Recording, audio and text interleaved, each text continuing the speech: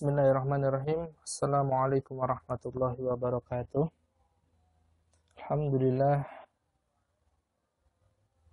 alladzi bi ni'matihi tatimmus shalihat. Segala puji bagi Allah yang karena nikmatnya kebaikan-kebaikan menjadi sempurna dan karena rahmatnya amalan-amalan baik kita dapat terlaksana. Alhamdulillah alladzi khalaqa fasawwa, dan segala puji bagi Allah Subhanahu wa taala alladzi khalaqa, yang Allah telah menciptakan, fasawwa, dan Allah telah menyempurnakan ciptaannya. Salatu wassalamu ala nabiyyinal karim Muhammad sallallahu alaihi wasallam wa ala alihi wa ashabihi wa man tabi'ahum bi ihsanin ila yaumiddin. Salawat serta salam semoga senantiasa tercurahkan kepada Nabi kita tercinta Rasulullah Muhammad sallallahu alaihi wasallam, para sahabat, juga seluruh kaum muslimin yang senantiasa mengikuti sunnah-sunnah Rasulullah Muhammad sallallahu alaihi wasallam, dan semoga kita semua juga ditetapkan sebagai umatnya yang termasuk tegak dalam mengikuti sunnah-sunnah Rasulullah Muhammad sallallahu alaihi wasallam. Ayyuhal ikhwah hafizakumullah. Sekarang kita masuk di bahasan yang pertama setelah bahasan yang lalu mengenai makna-makna dasar daripada judul kitab ini. Sekarang kita akan melanjutkan bahasan. Ini bahasan yang pertama, qawaidun wa usul fi manhajit talqi wal istidlal. Bahasan kali ini adalah tentang qawaid, ya, kaidah, cara dan prinsip dalam kita mengambil ilmu, wal istidlal, dan mengambil dalil, ya. Mengambil ilmu dan mengambil dalil dalam Islam itu ada tata caranya, ada kaidah-kaidahnya, dan tidak bisa sembarangan, ya. Kita tidak bisa sembarangan mengambil ilmu dan mengambil dalil dari sumber-sumbernya. Ada beberapa poin, ya, beberapa poin. Yang pertama, masdarul aqidah huwa kitabullah wa sunnatu rasulihi sallallahu alaihi wasallam as-sahihah wa ijma'us salafis shalih. Nih, perhatikan. Yang pertama, sumber akidah, ya, sumber akidah maksudnya adalah sumber dalil yang kita jadikan dasar dalam kita berakidah. Itu ada 3. Catat ini. Yang pertama, kitabullah, yaitu Al-Quran. Sumber kita dalam beragama yang pertama adalah Al-Quran. Wa sunnatu rasulihi sallallahu alaihi wasallam as-sahihah. Dan sunnah dari Rasulullah Muhammad sallallahu alaihi wasallam yang sahih. Sunnah Rasulullah yang sahih, yang sudah terjamin kesahihannya. Yang ketiga, ijma'us salafis shalih. Yang ketiga adalah ijma', kesepakatan para salafus shalih, ya, para salafus shalih, yaitu bisa dikatakan sahabat, tabi'in, tabi'ut tabi'in, yang jelas orang-orang yang kita yakini mereka tidak akan bersepakat kecuali di atas kebaikan. Maka perkataan mereka, ijtihad mereka itu bisa dijadikan dalil. Jadi saya ulangi, yang pertama pengambilan dalil itu dari kitabullah Al-Quran, kemudian sunnatu rasulihi, yaitu sunnahnya Nabi sallallahu alaihi wasallam as-sahihah, yang benar, yang sahih, wa ijma'us salafis shalih, dan kesepakatan salafus shalih. Ya, itu dasar kita dalam mengambil hukum, mengambil ilmu, mengambil dalil. Yang pertama. Yang kedua, kullu ma sahha min sunnati Rasulillah sallallahu alaihi wasallam wajaba qabuluhu wa in kana ahadan. Setiap sesuatu yang telah dinyatakan secara sahih dari Rasulullah Muhammad sallallahu alaihi wasallam, maksudnya adalah kalau datang perkara, ya, datang perkara yang dikatakan ini dari Rasulullah, ini perkataan Nabi, oh ini dilakukan Nabi, oh ini disetujui Nabi, dan itu sahih, ya, itu sahih, wajaba qabuluhu, maka wajib kita menerimanya. Pokoknya datang sesuatu dikatakan dari Nabi, kalau itu sahih wajib kita terima. Wa in kana ahadan, meskipun hadisnya itu ahad. Apa sih hadis ahad itu? Hadis ahad itu adalah hadis yang diriwayatkan oleh orang segelintir saja, bisa satu, ya, dua, gitu. Pokoknya sedikit. Lawannya adalah mutawatir. Mutawatir itu adalah hadis yang diriwayatkan oleh sahabat yang banyak. Ya, biasanya hadis yang mutawatir ini adalah hadis yang terjadi atau dilihat atau dikatakan Nabi di depan sahabat yang banyak. Contohnya dalam majelis di masjid, ketika haji, atau ketika di hadapan tentara peperangan dan lain sebagainya. Itu mutawatir, banyak ya, banyak yang mendengar dan meriwayatkannya. Sedangkan hadis ahad itu sedikit, bisa jadi satu saja. Contohnya hadis Nabi tentang hubungan beliau di dalam rumah dengan istri beliau, tentang muamalah beliau dengan Aisyah radhiyallahu anha. Itu kan tidak mungkin, masa ngajak tetangga, ayo gini saksikan, ini kayak gini ya, nanti saksikan biar jadi banyak yang melihat, kan tidak perlu begitu. Jadi cukup beliau dengan istri beliau sendiri di rumah, dan ketika disampaikan oleh Aisyah, oh aku tadi malam dengan Nabi begini, oh Nabi tadi malam mengatakan begini, itu namanya hadis ahad, hanya Aisyah yang tahu, dan itu wajib diterima. Meskipun sebagian kaum muslimin ada yang menolak hadis ahad itu, ya, tidak dijadikan dalil. Maka itu tidak tepat. Yang tepat adalah hadis ahad pun ketika itu benar, sahih, maka wajib diterima. Baik. Bagaimana Ustadz kalau seandainya hadisnya itu doif? Ya doif, apakah bisa diterima? Kan hadis itu ada yang dikatakan sahih, ada hasan, ada doif. Sahih sama hasan itu bisa diterima. Kalau doif itu bisa diterima, tapi dengan syarat-syarat tertentu. Ya, perhatikan, ini silahkan dicatat. Hadis doif itu bisa diterima dengan syarat yang pertama.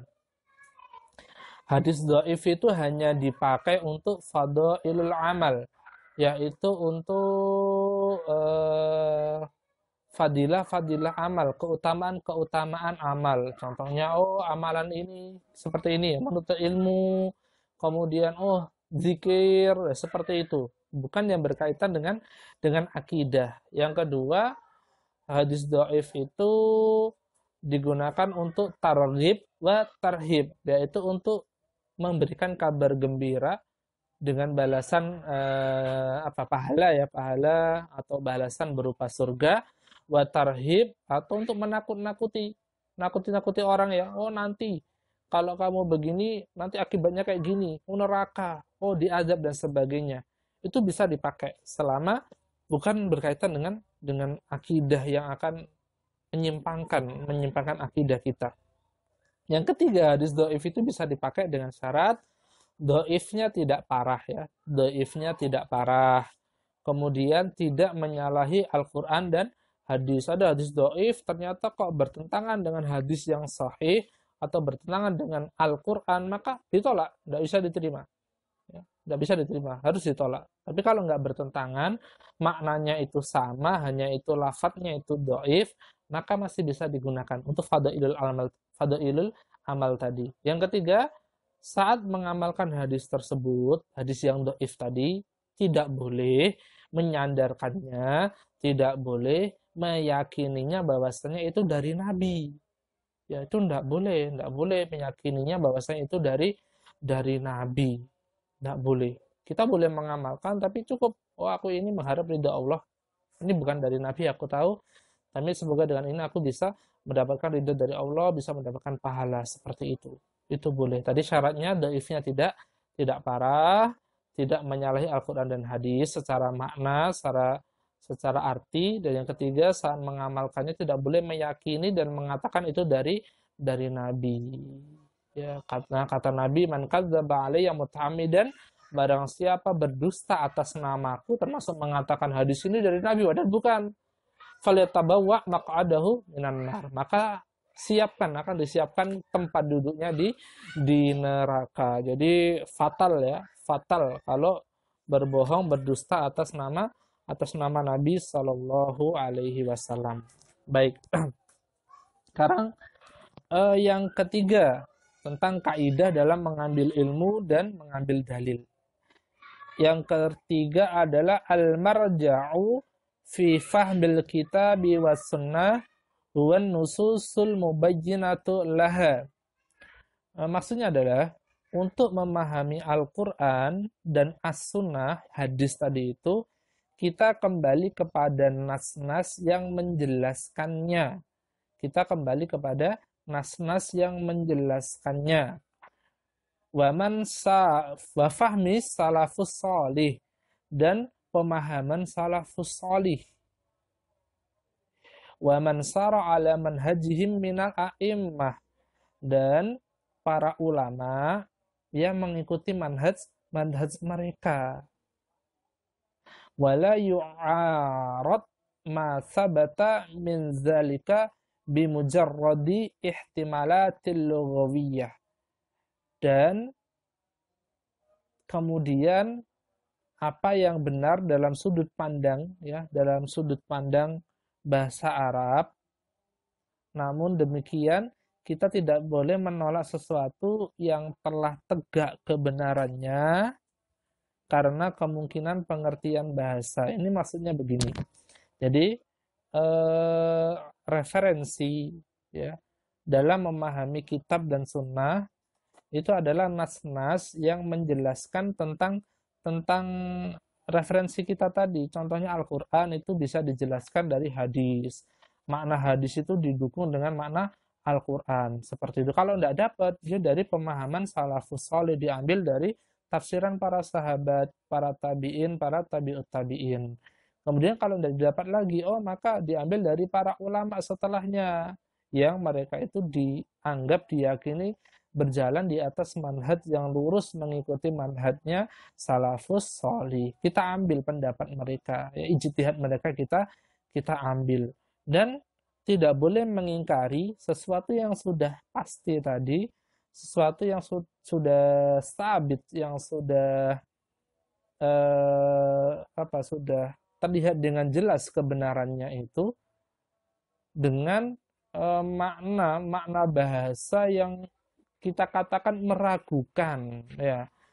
Tidak boleh kita memahami secara bahasa loh gini, kok nggak sama ya dengan pendapatnya ulama, pendapatnya para sahabat. Secara bahasa kayak gini kok mereka mengatakan kayak gitu toh. Nah, itu tidak boleh ya, tidak boleh. Kita tetap mengambil pendapat para salafus salih tadi itu, meskipun secara bahasa kayaknya kok enggak mungkin. Ya, dalam hadis itu ada sesuatu yang aneh-aneh ya. Dikatakan itu ada seorang nabi itu menempeleng malaikat ya ketika mau dicabut nyawanya. Itu ada, dicari hadisnya. Itu kan kayaknya kok lucu gitu ya. Tapi ketika para ulama mengatakan itu sahih, yang kita katakan itu sahih, nggak bisa kita tentang. Baik. Kemudian yang poin keempat, usuluddin kulluha qad bayyanaha an-nabiy sallallahu alaihi wasallam wa laysa li ahadin an yuhaddisa syai'an za'iman annahu minad-din. Jadi semua prinsip dasar agama telah dijelaskan oleh Nabi sallallahu alaihi wasallam dan tidak dibenarkan, tidak dibolehkan siapapun orangnya untuk mengadakan sesuatu yang baru, membuat sesuatu yang baru dalam agama, kemudian mengatakannya ini bagian dari agama. Tidak boleh. Jadi dasar-dasar agama, prinsip-prinsip dasar agama itu sudah dijelaskan semua oleh Nabi, lengkap, sudah sempurna. Nabi nggak mungkin wafat sebelum agama ini sempurna. Ya, sudah sempurna. Jadi Nabi itu dijemput oleh Allah ke sisinya itu karena apa? Karena agama Islam telah sempurna. Maka ketika datang orang mengatakan dengan membawa sesuatu yang baru, mengatakan itu dari agama, padahal tidak ada nas dari Quran hadis itu dari agama, maka itu tidak bisa kita benarkan, tidak boleh kita ambil. Contohnya, meskipun dia seorang kiai, seorang habib yang mengatakan, oh tadi malam aku bermimpi. Aku mimpi itu ketemu dengan Nabi. Ya, Nabi itu mengajariku sholawat kayak gini, berzikir kayak gini, jumlahnya segini. Ya, ayo kita amalkan, kata Nabi, kalau kita amalkan itu kita pasti masuk surga. Lah, kalau ada orang mengatakan kayak gitu, kita tidak bisa terima. Karena apa? Al-Quran dan hadisnya tidak ada. Tidak mungkin kita mengambil dari mereka. Meskipun dia seorang kiai, seorang habib. Tetap kita hormati kehabibannya, tetap kita hormati kekiaiannya, tapi kita tidak boleh sembarangan untuk apa? Untuk mengambil dalil dari yang mereka katakan kalau itu bertentangan dengan Al-Quran dan Sunnah. Gitu. Poin yang kelima. At-taslimu lillah wa li rasulihi sallallahu alaihi wasallam zahiran wa batinan fala yu'aradu syai'un minal kitab awis sunnatis sahihah biqiyasin wala zawqin wala qasfin wala qawli syaikhin wala imamin wa nahwi zalik. Taslimu lillah, berserah diri itu kepada Allah, wali rasulihi sallallahu alaihi wasallam, dan kepada rasulnya sallallahu alaihi wasallam, pada Nabi Muhammad, zahiran wa batinan, secara lahir dan batin. Lahirnya ya dengan cara kita gunakan seluruh anggota badan ini untuk taat. Kalau batinnya ya kita gunakan hati kita, iman kita ini benar-benar tulus karena Allah dan Rasulullah. Wala yu'arid say'un minal kitab, dan tidak boleh menolak sesuatu pun dari Al-Quran dan Sunnah. Satu pun nggak boleh kita tolak, dikias dengan analogi. Ya, dikiaskan kayak gini, kayak gitu, nggak boleh. Wala zaukin, dengan perasaan, kok aku nggak pas ya mengamalkan ini ya, kayaknya nggak sesuai dengan zaman sih. Kok nggak pas ya, kayaknya nggak sesuai ini dengan zaman sekarang, nggak cocok, nggak tak amalkan, apa rasa aku loh nggak sesuai, maka tidak boleh. Itu dengan perasaan tidak boleh. Wala kasfin, dan dengan ilham, dengan bisikan. Waktu tadi malam ketika aku zikir, tiba-tiba kayak ada yang memberiku ilham. Katanya apa? Oh katanya berjenggot itu tidak benar. Jenggot itu harus dipotong karena Islam mengajarkan kebersihan, maka jenggot itu dipotong biar bersih. Ya itu salah, karena jenggot itu sebagian dari sunnah. Kalau ada yang dapat ilham kayak gitu ya itu orang sampel mungkin ya. Wala qaulis syekh, dan juga tidak bisa dibantah Al-Quran dan hadis itu dengan perkataan seorang syekh. Nggak boleh. Meskipun dia dikatakan syekh, profesor, doktor, nggak boleh. Ada profesor dokter mengatakan kerudung tidak wajib, nggak boleh kita terima. Quran hadis mengatakan kerudung itu wajib. Meskipun dia pinter ahli tafsir, maka bagi kita tetap kita berpegang teguh kepada Quran dan Sunnah. Meskipun yang mengatakan, yang membawakan dalil Quran Sunnah itu seorang tukang sapu masjid seumpama, atau mungkin seorang tukang becak, seorang tukang gojek, dia berdalil dengan Quran Sunnah, itu kita ambil, wajib kita ambil dan kita yakini. Dan sebaliknya, meskipun yang datang membawa pendapat itu seorang profesor, seorang doktor, seorang syekh, seorang habib, kalau itu bertentangan dengan Quran hadis, kita wajib untuk menolaknya. Ya, kita wajib untuk menolaknya. Agama ini yang membawanya itu kita tidak melihat siapa yang membawanya, tapi kita lihat apa yang dia bawa. Begitu Islam mengajarkan. Wala imamin wa nahwi dzalik, seorang imam, apapun namanya, pokoknya kalau dia membawa sesuatu yang menyelisih sunnah, menyelisih Al-Quran dan hadis, kita wajib menolaknya. Nah, ini poin yang kelima. Ini masih ada 6 sampai 12 poin. Ya, kita sampai poin ke-6 saja. Nanti insya Allah kalau ada waktu, kesempatan lagi kita lanjutkan sampai poin ke-12. Apa aja sih kaidah-kaidah dan prinsip-prinsip dalam mengambil ilmu dan mengambil dalil untuk kita jadikan dasar dalam kita beragama ini. Yang keenam, al-aqlus sharih muwafiqul lin-naqli sahih wala yata'aradu qat'iyan minhuma abadan wa inda tawahhumit ta'arudi yuqaddimu an-naqli. Ya, al-aqlus sharih, jadi akal yang waras, yang sehat, sejalan dan membenarkan kesahihan dalil naqli, ya, dalil naqli. Akal yang sehat pasti akan sejalan dan membenarkan dalil yang naqli, yang dinukil dari Quran dan Sunnah. Adapun apapun yang telah pasti dari kedua dalil itu tidak dapat dipertentangkan selama-lamanya. Jadi dalil dari Quran Sunnah itu tidak bisa dipertentangkan selama-lamanya. Jika terdapat pertentangan yang jelas dari keduanya, maka dalil nakli harus didahulukan. Oh begini. Jadi antara akal dan nas Al-Quran hadis itu kalau akalnya itu waras, tidak akan bertentangan. Banyak kecocokan ya dalam Al-Quran hadis tentang bagaimana Nabi mengajarkan kalau kita berbuka itu makan kurma dulu. Ternyata dalam sisi kesehatan, oh iya itu baik karena lambung itu biar dipanasi dulu, tidak langsung makan yang berat. Bagaimana Nabi mengajarkan untuk kita contohnya selalu menjaga kebersihan dengan cara berwudu, mandi dengan sempurna, ya. Itu pun juga selalu berkaitan dengan dalil yang bukti-bukti nyata bahwasannya itu mendukung untuk kesehatan. Adapun mungkin seumpama hikmahnya tidak diketahui pun tetap kita yakini itu benar. Jadi kalau ada akal sama dalil nas Al-Quran itu bertentangan, seumpama bertentangan, maka kita dahulukan yang nas, yang nakli, Al-Quran hadisnya kita dahulukan, akal kita sisihkan. Karena tidak semua perkara itu bisa diakali, maksudnya bisa ditafsirkan dengan akal kita. Ada kalanya akal kita tidak mampu menjangkau nas-nas, dalil-dalil yang ada dalam Al-Quran dan Sunnah.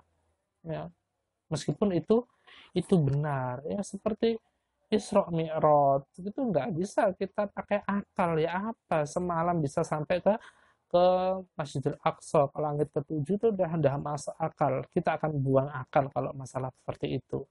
Juga seperti ketika seseorang itu memakai sepatu, ya dikatakan sepatu yang tebal, ya, sepatu yang dulu dikatakan kuf, ya, kuf itu sepatu yang tebal yang susah untuk melepasnya ketika berjalan untuk perjalanan jauh biasanya.